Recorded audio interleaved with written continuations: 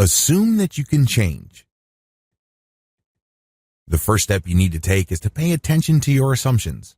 Assumptions are crucial. You may not be aware of your assumptions, but they have a tremendous impact on your life. An assumption is a belief regarding the reality of your life, your capabilities, your identity, where you are in the world, and what your rightful place is. These assumptions are choices. Seriously. You choose to interpret reality. They are not hardwired into you. They don't dictate that you have to interpret reality only in one certain way. You always have control over your assumptions. They might not be top of mind. They might not be obvious, but you can control them. Another thing you have going for you is the fact that change is the only constant in life. In fact, as you take this training, you're already changing. You're definitely getting older. There might be ideas that you run into that change certain things that you believe about yourself. It may change some of the things that you do. Regardless, understand that change is part of who you are. Change happens on two key levels. You can change from within or you change from outside. You have to believe that your ability to change is the key to your mindset transformation. This is foundational. If you cannot bring yourself to this, then it's almost impossible for you to adopt the right success mindset.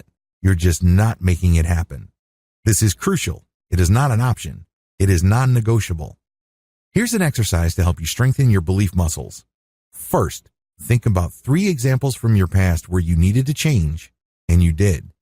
Maybe one day you do not really feel excited about jogging in the morning, but you know you're gaining weight and you need to run every morning. After a couple of weeks, you finally got to the point where you are jogging every morning. Look for examples like this.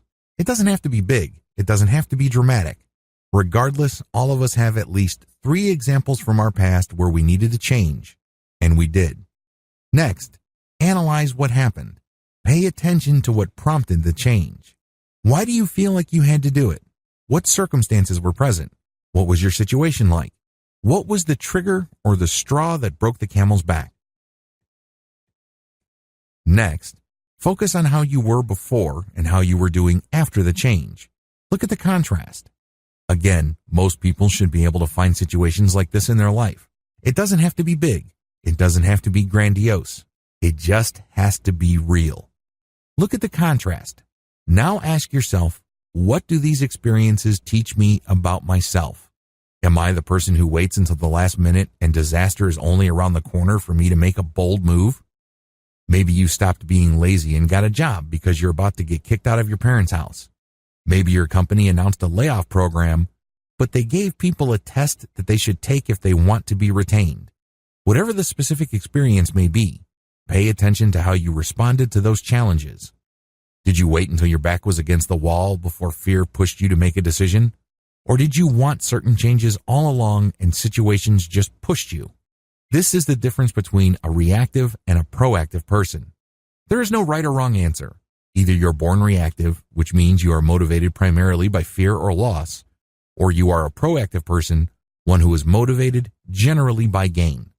Regardless, if you are a reactive person, dwell on what you can lose in your life if you don't push yourself to change.